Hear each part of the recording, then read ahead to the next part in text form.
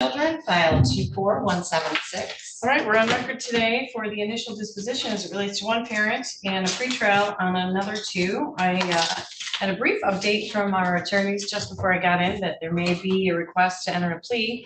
So I'll look forward to that as well as any other comments after appearances beginning with our guardian ad litem. Good morning, Nicole Underwood, lawyer, guardian ad litem for the minor children. Ms. Naja Thomas, counsel for the department. Present is our foster care worker, Ms. Kristen Smith, and then also for pretrial purposes, the CPS worker, Ms. Chelsea Grant. Ladies, if you would please state your name for the record. Kristen Smith, foster care worker, Catholic Charities. Chelsea Grant with the department. Michael Brooks, I represent one of the fathers, Mr. Tyler Anderson. Tyler Anderson. Michael McFarland, representing the other father, please introduce yourself. Zach Davis. Catherine and Jim Rout for Father Brianna Davis. Brianna Davis.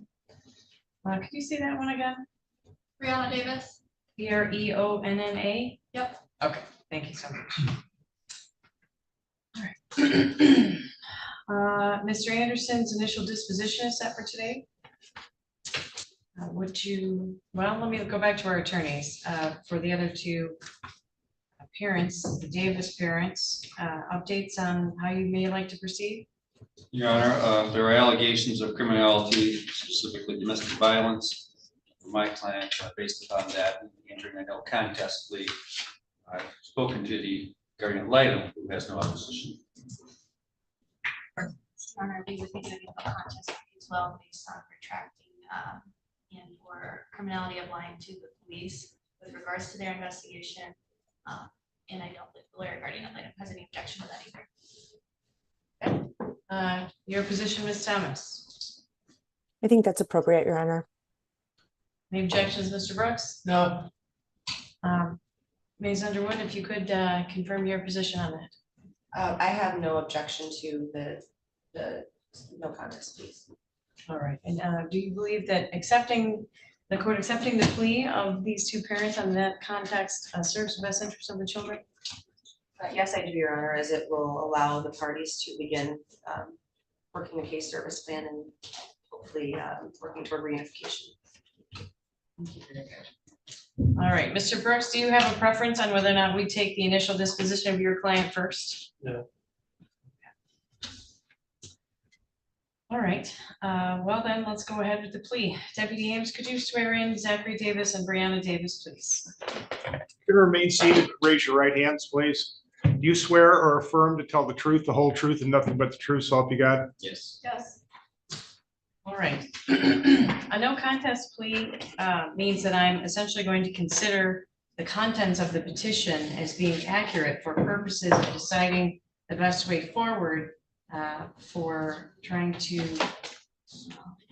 order case services and order your services. But it also means that it would be something that I could consider later on in the case as well. So I'm going to go over some of your rights with you as it relates to this, but I just wanted to kind of give you a little context about the no contest plea first. If I accept your no contest plea, you are both giving up the right to a trial by judge or a trial by jury. The right to have the petitioner prove the allegations in the petition by a preponderance of the evidence. The right to have witnesses against you appear and testify under oath at trial. The right to cross-examine witnesses, and the right to have the court subpoena any witnesses that you believe could give testimony in your favor.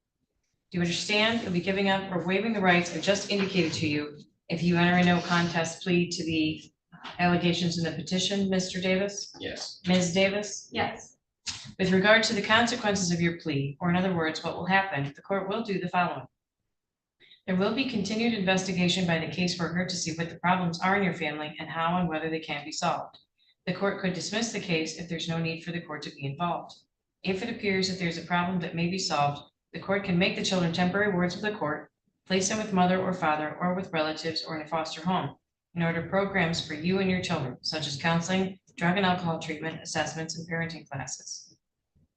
If it appears that you will not be able to provide a proper home for the children in the reasonably foreseeable future, the court could terminate your parental rights. In regard to the plea itself, the plea can also later be used as evidence in proceeding to terminate your parental rights. Do you understand the consequences of the plea, Mr. Davis? Yes. Ms. Davis? Yes. Do you have any questions about any of the information I've given you so far, Mr. Davis? Ms. Davis? No. Thank you. Is anyone forcing you or making you or threatening you in order to get you to enter a plea, Mr. Davis? Ms. Davis? No. Has anyone promised you anything in order to get you to enter a no contest plea, Mr. Davis? She has to hear it next. No. Ms. Davis? No. Are either of you under the influence of drugs, alcohol, or anything else that could get in the way of you understanding what you're doing right now, Mr. Davis? No. Ms. Davis? No. Would you say that your decision to enter a no contest plea is one you've made of your own free will, Mr. Davis? Yes. Ms. Davis? Yes. Very good. As it relates to the factual basis of the plea, would you have a witness to swear to the petition or to outline those issues, Ms. Thomas? Oh, I would call Miss Chelsea Grant. Ms. Grant, come on up to our witness stand. You swear or affirm to tell the truth, the whole truth, and nothing but the truth, so help you God?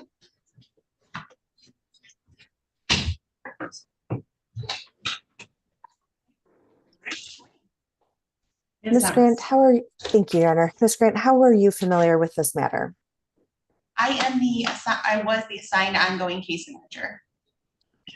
And did you draft the petition that is before the court today as it relates to Mr. and Mrs. Davis? I did.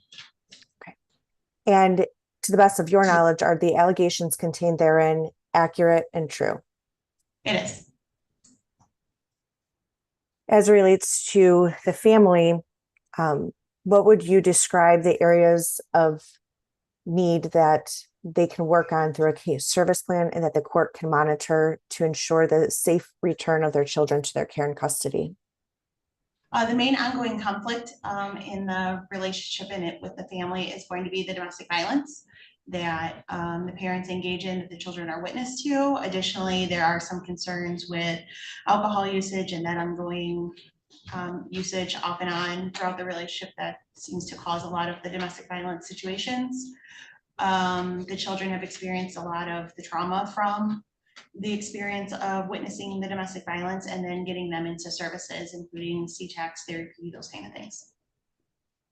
Are parenting, is parenting education also something that the parents may need to undertake for the benefit of their children?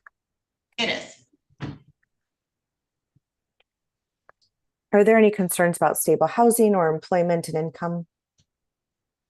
So both the parents right now have a home that my understanding is the mortgage or rent is paid up until I think for several months still.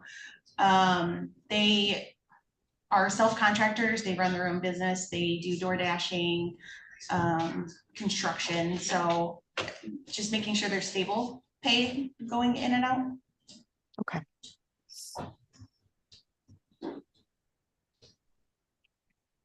Your Honor, I would just ask the court and fellow counsel if the factual basis with Ms. Grant attesting to the petition is sufficient at this time.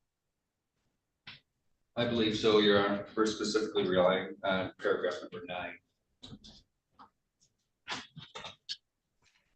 And I was relying on paragraph 8 F through I, and then paragraph 11 A and B.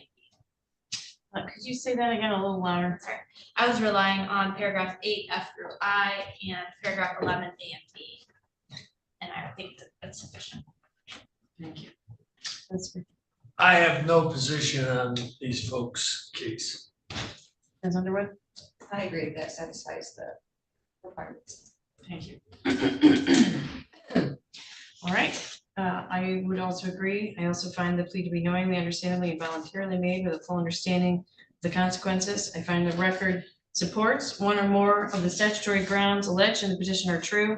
There has been a violation as a result of the domestic violence dynamics and the child abuse dynamics, frankly, in the home of these two parents that has created a situation where they have neglected or refused to provide proper care and necessary support for the children's health or morals, and that these incidents have subjected the children to a substantial risk of harm to their mental well-being. I also find the home or environment as a result of those actions have caused it to become an unfit place for the children to live at this time with both parents in the home. We'll set an initial disposition. Have you had a chance to talk with these two parents at all about a case services plan? That would be Ms. Smith. Okay, all right. Do we need to have any more witness testimony from Ms. Grant this morning necessary then, Ms. Thomas, on this or the initial disposition? No, Your Honor. Any other questions for this witness? Just one. Go ahead. I know my client is already engaged in services such as psychiatric medication and counseling. Will there be a family key meeting with him to kind of incorporate some of these things, which he's already doing? That was something that Ms. Smith would be addressing in her case service. Okay, okay. Any further? No question, Your Honor. Mr. Brooks, any questions? No, none. Ms. Underwood? No questions, thank you. Thank you for your testimony. May I return to your seat. All right, let's head into the initial disposition. You have a witness on that, Ms. Thomas? Thank you, Your Honor. Yes, I would call Ms. Kristen Smith.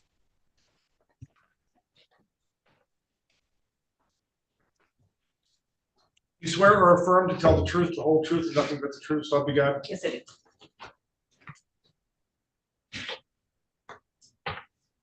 Go ahead whenever you're ready. Thank you. Ms. Smith, you are the assigned foster care worker for the family, is that correct? Yes. Okay, and for today's hearing, you've provided a copy of a proposed case service plan for Mr. Tyler Anderson, is that correct? Yes, it is. And in, I believe that you've also filed a signed copy at this point. Is that Yes. true? Okay, Yes, I just filed it this morning when I was able to meet with him in person to get the signature. at this time, what is the permanency goal for Mr. Anderson and his child? Reunification.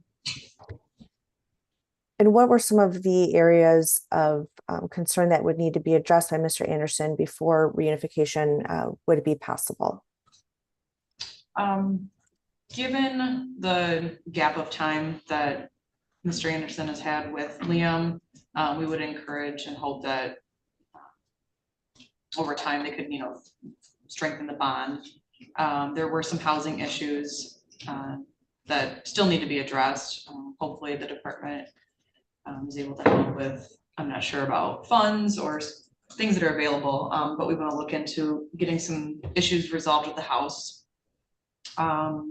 Still waiting on verification of employment, transportation. I know that he said that he has reliable transportation. I'm just waiting on driver's license, registration, proof of insurance. Also, he just recently obtained the housing, so we would just like to see that he's able to maintain stable housing before we would look at, moving Liam or expanding to unsupervised visits at his home. Okay. I think I also did list in there parenting education. I think that everybody can benefit from some part of a parenting education course. So him and I discussed that as well. Okay. Just a reminder, we are on YouTube at this point. You've already said the child's name, but moving forward, if we can refrain from that, please. Are there any other concerns? Were there any concerns for any mental health issues or any substance abuse issues with Mr. Anderson? Not at this time. I think that given the very short time that I've had with the case, it's hard to meet with a parent once or twice and know everything that they're gonna need.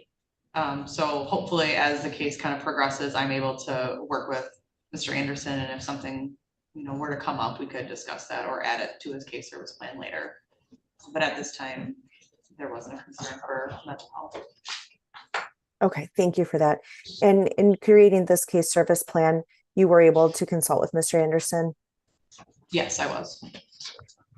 Were there any other areas that he reported that he may need support in?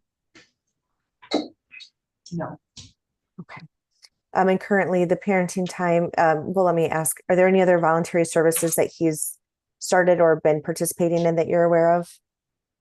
Not that I'm aware of, no. And parenting time, has he started to exercise any parenting time? Yes, he has. Okay, and that's the Mondays from 4 to 5? Correct. We started essentially kind of slow just because of the time that had went on between him and his son. I've only supervised one, the very first one was supervised at DHS by CPS. He has a scheduled one today. From what I've seen, honestly, you wouldn't know that there was a year and a half that had went on since they had really seen each other. They appear to pick up right where they left off. They had a really good time. So the agency at this point would just look to expand it in frequency, duration, move to unsupervised within the community, let him become a little more involved in extracurriculars, medical appointments, dental appointments, and so on. Wonderful. Thank you for that. And will that just be part of a family team meeting to discuss how that transition may look? Yes. Is there anything else that you believe the court should know as relates to Mr. Anderson? No, not at this time. Okay, thank you. Your Honor, as relates to Mr. Anderson, I would ask the court to accept the proposed case service plan. Any objections? None. No objections. No. Thank you. It is received, and I have tracked down the signed one. Thank you. Ms. Smith, Question. I'm sorry. I'm sorry, just as a couple of other questions as relates to Mr. and Mrs. Davis. Have you had an opportunity to meet with them to discuss a potential case service plan at this point in time? I have met with them both to do the initial paperwork, just specific really to our agency, but we've discussed what services would look like. I do know that I've gotten releases already signed for services that Brianna was engaging in. The day that I met with Zach, I didn't have any at DHS with me, but not specifically to create or develop the case service plan. No, we haven't. Okay. Thank you for that information. And then for parenting time for Mr. and Mrs. Davis at this point in time, what is their parenting time like for them? Mr. Davis visits on Wednesdays, supervised at DHS from 4 to 5 with the youngest 2 children. And then Mrs. Davis visits with all 3 children on Tuesdays and Thursdays at our office from 4 to 5 currently. And is there any concern about parenting time for either of those parents at this point in time? It's also very new to the case. I've only supervised 1 parenting time each. So it would be difficult to say what I've supervised, they were, appropriate during the visit. We encourage them to bring the necessary items to the visit. So like I said, it's too new to speak on that. Okay. All right. Thank you. I have no further questions, Your Honor. Questions, Mr. McFarland? So you'll go over with my client what's anticipated that we bring to these visits, correct? Yes, we have. He's getting, I understand you 1 visit per week? Correct. The duration is how long? 1 hour. Well, this court traditionally awards 3 visits at 2 hours. Is there any reason why that cannot be accomplished? We were going off of the parenting, the recommendation that was made by the parenting assessment. Okay. Last time we were in court, my client indicated Native American heritage and his father would have additional information. Were you able to interview his father? I was not. Have you done anything with the Native American heritage issue? I believe they were sent out by the CPS worker, and then I had touched base with Miss Davis, and she had provided me with a little more information. But nobody's touched base with my client's father, who indicates he has information on his own specific Native American heritage, correct? No, I have not. Okay. If the CPS worker did. So right now, we'll be utilizing active efforts in our case service plan until we get the until we get the answers back from the tribes or the Indian Affairs, correct? Correct. Any further? Questions, Ms. Dumont? Ms. Smith, is there anything that Ms. Davis can do at this point to work towards increasing her parenting time that she currently has? At this time, her and I, the last time we spoke, it was just by text, but I had just encouraged her to continue engaging in the services that she was engaging in, as long as the agency doesn't see concerns during her parenting time. We've talked about a family team meeting to see if the relative would be appropriate. That way she could allowing her to attend medical appointments, dental appointments, and so forth. Thank you. You're welcome. Mr. Brooks, any questions? What is the age of my client's child? 9.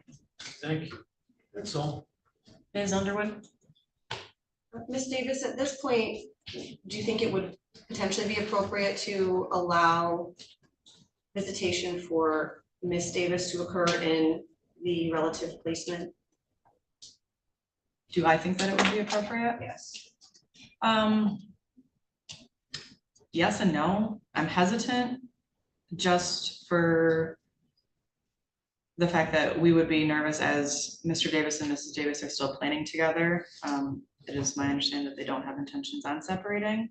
So we would be concerned how that is going to transpire when only mom can visit in the home, as the caregivers are not willing to allow him into their house. If we did allow the caregiver to supervise the visit, we would still just ask that it remain structured and not be just that she can come over, anytime, any day. How are the children adjusting to being placed with their maternal grandparents? I think that they're doing overall okay. When I spoke with them, they, are excited to live with grandma and grandpa. They were excited to show me, their vet, and they definitely do miss at least the middle child, the little girl. She does struggle and she does miss mom. That visits are difficult afterwards. But I think that overall they're doing okay. They did just all have dental appointments. All the 2 boys have significant extensive dental work that needs to be done. So I'm just hopeful that now that they're in a placement that can be taken care of, because they have some significant dental concerns. And lastly, with the holidays approaching in a couple short weeks, would you be opposed to, if we have an expanded mom's parenting time into her parents supervising, would you be opposed to allowing at least a visit during Christmas at the home of the placement? I wouldn't be opposed to that, no. Thank you. No further questions. Okay, Ms. Smith, at the prelim, I had ordered that Mr. Anderson's home be investigated for placement of his child. Has that been accomplished? So I visited the residence, and just for the record, the agency didn't receive the court order until the 6th. That's when we received it. So we were kind of going in blind on everything of what specifically was stated in the order.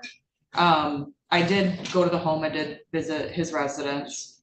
There were some concerns that we're gonna tackle essentially, but we don't write a physical report for a parental home. We don't do like a 5770 or, a home study as we would for a licensed home.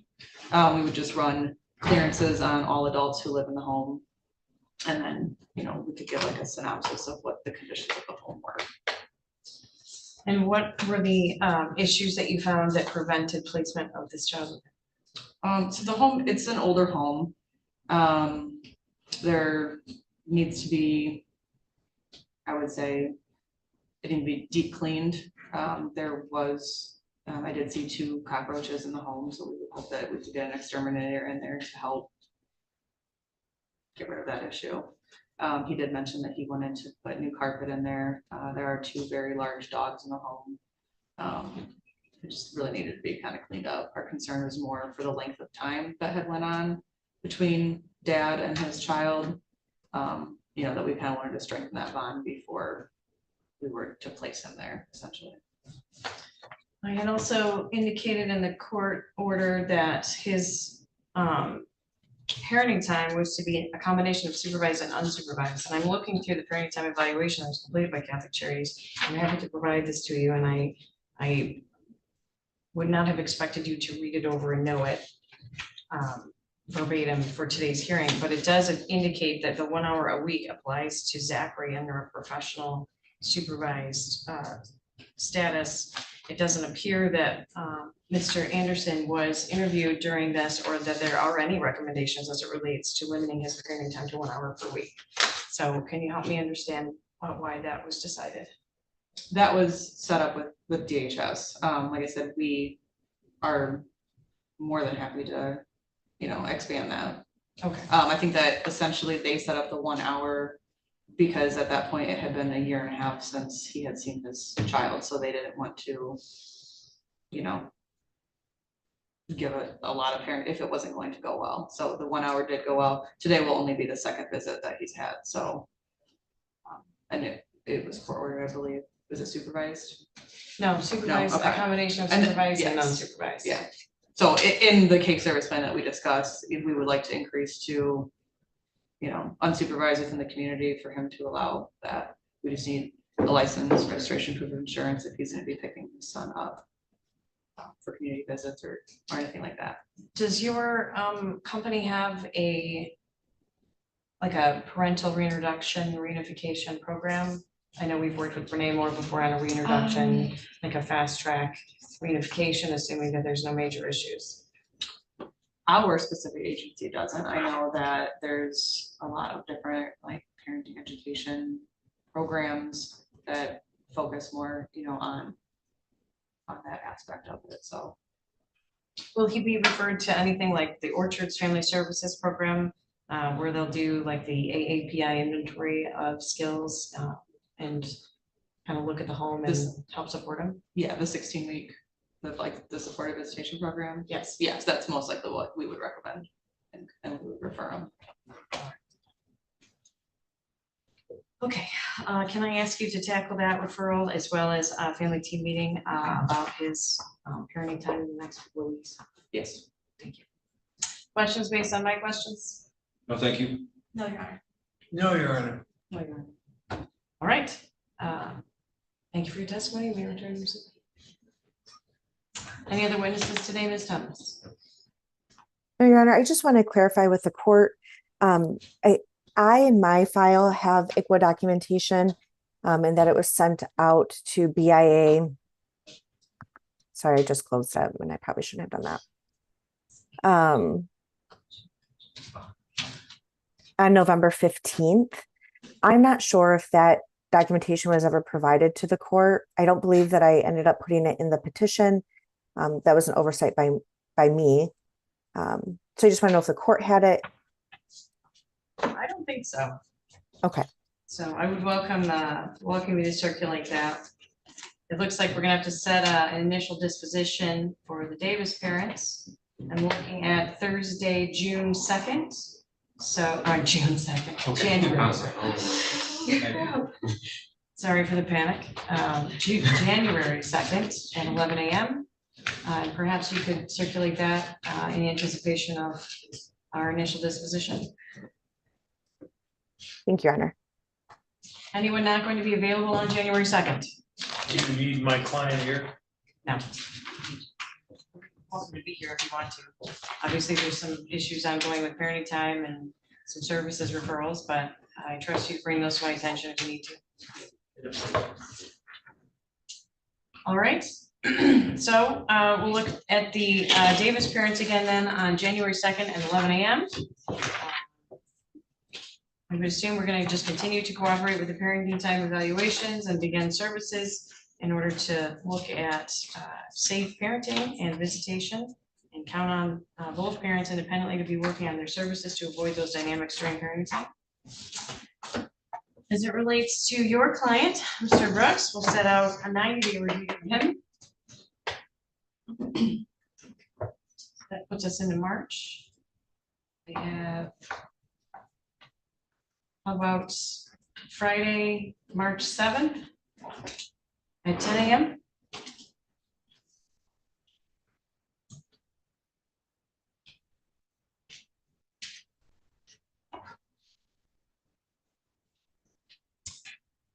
All right, anything else need to be addressed then for the record today? I have one question from the first worker, just an ICWA question, Your Honor. Okay, Ms. Grant, do you want to just step up to the podium? Maybe? I know you probably heard my question to the other worker. Did you or anybody reach out to my client's father regarding his Native American heritage? I did not, I must have missed that during the initial hearing. I do know he had asked for his sister to be put on the placement, like notification, but I must have missed the grandfather's information, so I can get that up. And not for placement, this is for Native For American. Native American. So you correct. will do that. So yeah, I can get, if he would provide me with grandpa's phone number after court today, You can do that I after can court. resubmit the paperwork, and then I do have court this after, if I can get a hold of him before this afternoon, I can resubmit the new updated paperwork then. Oh, there may be no update. I just don't know. Yeah. Thank you. Nothing further.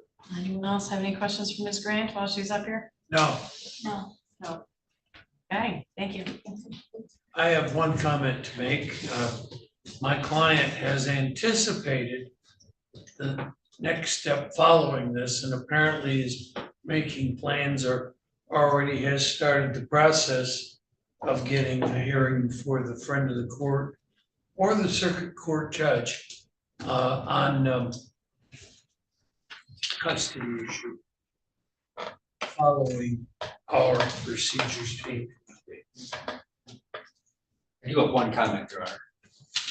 All right, I was about to ask everybody if they had closing Oh, comments. thank you. Is that okay? We. Yeah, I stay in didn't know order? whether. we were I don't wanna miss anybody. Sometimes it happens. So let's start with Ms. Thomas. Any comments in closing? Thank you, Your Honor. I do not have any at this time. Thank you. All right, Mr. McFarland, go right ahead. You know, my client is under a new prescription of Zoloft, and I know he's been smiling up here. He didn't want the court to think that it's lackadaisical or anything like that. It's just adjusting to his new medication, Your Honor. If you want me to express that. Yeah. Thank you. Comments, Mr. Brooks, any, or anything else? Hell, I've been taking it for 25 years. It works fine with me. Mr. Burns, any comment? thank you. No, Ms. Underwood? Your Honor, the only thing I would like the court to address, and that might already be appropriately addressed through foster care, is to consider additional parenting time for the holidays, specifically with regards to Ms. Davis and then Tyler Anderson and his child. I would also encourage foster care to continue exploring the potential of maternal grandparents supervising mom's visitations in a structured way if it does not put the children at an unreasonable risk of harm, and the children can continue to be safeguarded during that time.